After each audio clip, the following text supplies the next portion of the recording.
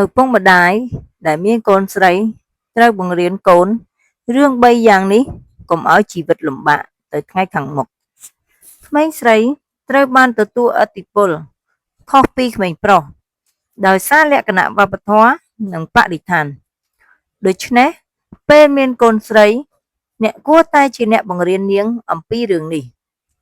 ក្នុងសង្គមបច្ចុប្បន្នទោះបីជឿនលឿនច្រើនក៏ដោយក៏ស្ត្រីនៅតែទទួលរងការរើសអើងក្នុងសង្គមច្រើនជាងបុរសជាងនេះទៅទៀតបរិយាកាសអប់រំអាកប្បកិរិយាវប្បធម៌ស្តង់ដារសង្គមនៅតែមានភាពលំអៀងខ្លះរវាងបុរសនិងស្ត្រីទោះបីជាគ្មានភាពលំអៀងនេះក៏ដោយក៏លក្ខណៈ gender នៅតែមានឥទ្ធិពលខុសៗគ្នាទៅលើចិត្តវិទ្យានិងជីវិតរបស់បុរសនិងស្ត្រីតែងតែទទួលនៅគ្រោះថ្នាក់និងគុណវិបត្តិកាន់តែច្រើនប្រសិនបើពួកគេចូលក្នុងសង្គមដោយមិនមានចំណេះដឹងនិងអាកប្បកិរិយាគ្រប់គ្រាន់ដូច្នេះបើអ្នកមានកូនស្រី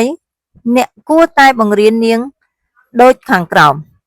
1. ឯករាជ្យខាងផ្នែកសេដ្ឋកិច្ចស្ត្រីត្រូវតែមានចំណេះដឹងដើម្បីរកលុយដូច្នេះមុននឹងសម្រេចចិត្តពឹងបុរសឬដកថយនារីត្រូវគិតឲ្យបានច្បាស់មិនថានៅទីណាអ្នកដែលនៅធ្វើការរកលុយគឺនៅតែជាអ្នកនិយាយច្រើនជាងដូច្នេះហើយស្ត្រីមិនគួរឈប់ធ្វើការហើយធ្វើជាស្ត្រីមេផ្ទះទាំងស្រុងនោះទេផ្ដល់ឱកាសឲ្យខ្លួនឯងមានស្វ័យភាព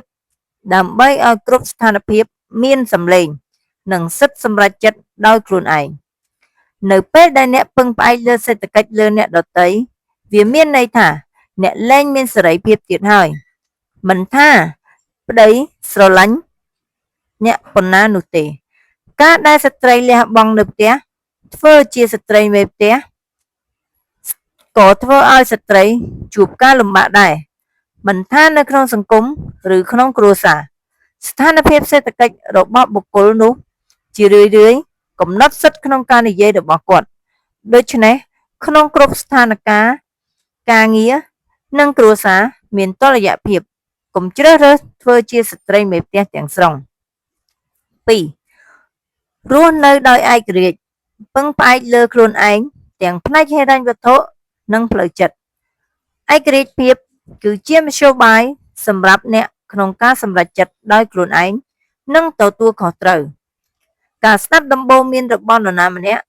មានន័យថាអ្នកពឹងផ្អែកលើពួកគេខាងផ្លូវចិត្តវិភាគស្ថានភាពជាក់លាក់របស់អ្នកនិងធ្វើការសម្រេចចិត្តផ្ទាល់ខ្លួនបើរស់នៅដោយពឹងលើមនុស្សថ្ងៃណាមួយគេនឹងលែងមានទៀតហើយបើរស់នៅពឹងលើដើមឈើថ្ងៃណាមួយអាចដួលរលំបានយកល្អពឹងតែលើខ្លួនឯងកុំស្វែងរកដំបូន្មានពីអ្នកដទៃដើម្បីផ្ដល់វាដល់ខ្លួនអ្នកព្រោះនៅពេលដែលអ្នកពឹងផ្អែកលើអ្នកដទៃដើម្បីស្ដាប់អ្នកតែងតែមានអារម្មណ៍អន់ចិត្តនៅពេលក្រោយប្រសិនបើការធ្វើតាមវាមិននាំមកនូវលទ្ធផលល្អទេដូច្នេះហើយពេលចិញ្ចឹមកូនស្រីឪពុកម្ដាយមិនគួរបង្រៀនពួកគេឲ្យពឹងផ្អែកលើបុរសទេគឺបង្រៀនឲ្យពួកគេពឹងផ្អែកលើខ្លួនឯង 3. ដាក់សេចក្តីសប្បុរសនៅកន្លែងត្រឹមត្រូវជីវិតទាមទារសេចក្តីជំនឿប៉ុន្តែការជឿដោយឆោតល្ងង់គឺខុសដូច្នេះហើយយើងត្រូវតែមានភាពជឿជាក់ដ៏ឆ្លាតវៃនិងការសង្ស័យដែលមានហេតុផលមនុស្សល្អចេះយកចិត្តទុកដាក់និងជួយមនុស្សដែលត្រូវនៅកន្លែងត្រឹមត្រូវមាតាបិតាគួរបង្រៀនកូនអំពីរឿងទាំងកុំដាំភាពងងឹតនៅក្នុងក្បាលរបស់កូនអ្នកប៉ុន្តែត្រូវឲ្យគាត់ដឹងពីការពិតនៃជីវិតដើម្បីជៀសវាងការជាប់អន្ទាក់និងហានិភ័យសេចក្តីសប្បុរសបើដាក់ខុសនឹងក្លាយជាជំនួញដល់ឧក្រិដ្ឋកម្មការធ្វើជាឪពុកម្ដាយមិនមែនគ្រាន់តែចិញ្ចឹមកូនរបស់អ្នកប៉ុណ្ណោះទេការបង្រៀនពួកគេនៅមេរៀនដ៏មានតម្លៃដើម្បីជួយពួកគេក្រោកឈរឡើងនៅពេលដែលពួកគេដួលហើយជួយពួកគេឲ្យមើលឃើញក្នុងជីវិតដើម្បីធ្វើការសម្រេចចិត្តត្រឹមត្រូវសម្រាប់ក្មេងស្រី ពេលខ្លះកំហុសមួយអាចលង់ជីវិតបាន ហើយនៅពេលដែលក្មេងស្រីធ្វើខុស វាកាន់តែពិបាកក្នុងការក្រោកឈរ ហើយត្រូវបានគេរិះគន់ខ្លាំងជាងក្មេងប្រុស នោះគឺជាតថភាពសង្គមដែលនៅមានសព្វថ្ងៃ ដូច្នេះហើយបានជាពេលអ្នកមានកូនស្រី អ្នកត្រូវបង្រៀនរឿងទាំងនេះបន្ថែមទៀត